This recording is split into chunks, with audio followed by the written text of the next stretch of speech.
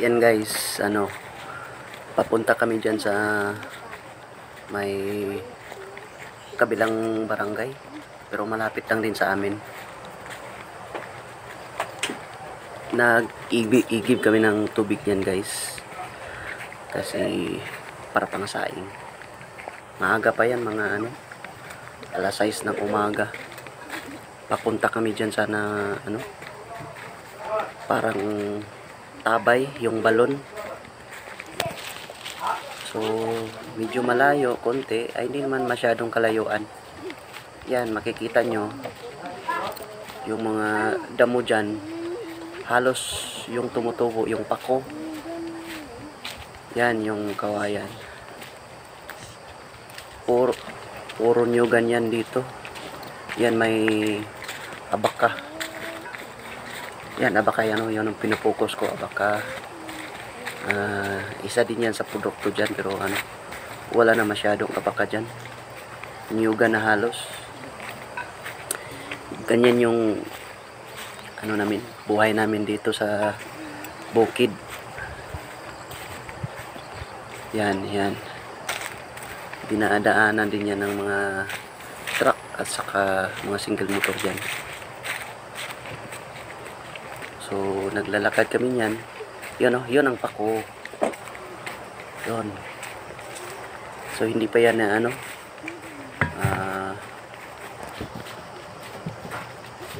bagong lang yan. Yung iba dito malalaki na. Kasi dyan sa kabila yung maiksi pa lang is bagong yan, bagong linis. Yan dito. Bagong tubo yan na pako yan.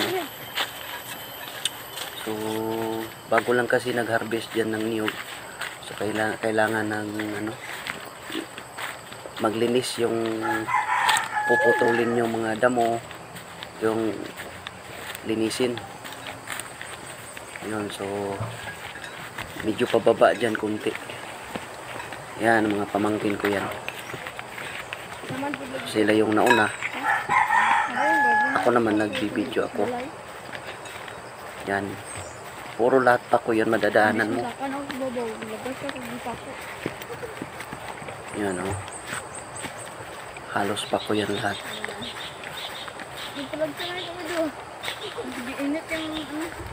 So ang dami din yung dito na pwedeng gawing panggatong.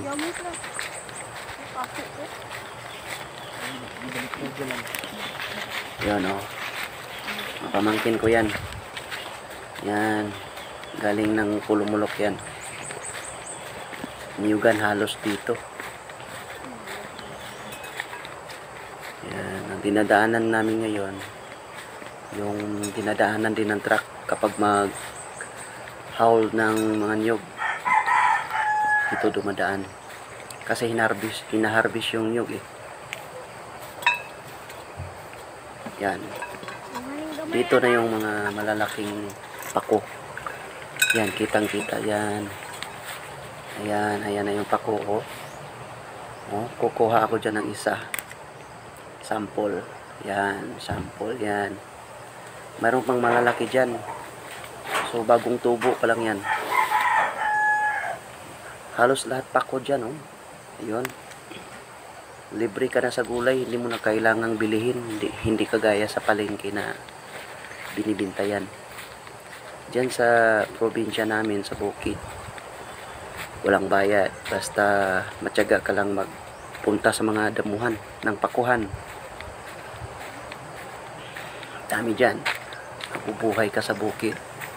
Ang problema lang dito sa bukid o probinsya, yung walang kuryente, mahirap sa signal. So pa-video-video na lang tayo kasi hindi tayo makapag-open ng apps ng YT, hindi tayo maka-YT. Mahirapan din tayo mag-FB. Yun. Ayun.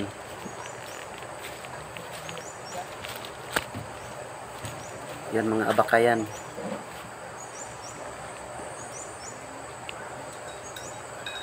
Dati ang daming mga abaka dito. Yan kulay pula yung puno niya. Hinaharvest din yan. yung Abaca product niyan. So malapit na po tayo sa papuntahan natin na mag-igib ng tubig. Medyo pababa Hinahinay lang sila yan pag dyan, hinahinay. konti. Danlog. Saka may nakasemento na yan ang apakan dyan, yung stairs, downstairs yan nakasemento. So yun, nauna na yung mga pamangkin ko. Yun, medyo masukal dito yung nakita nyo yung parang kawayan, yung tawagin namin dito is pagakay, yung tawagin namin. Pwede po yung gawing pang walling ng bahay.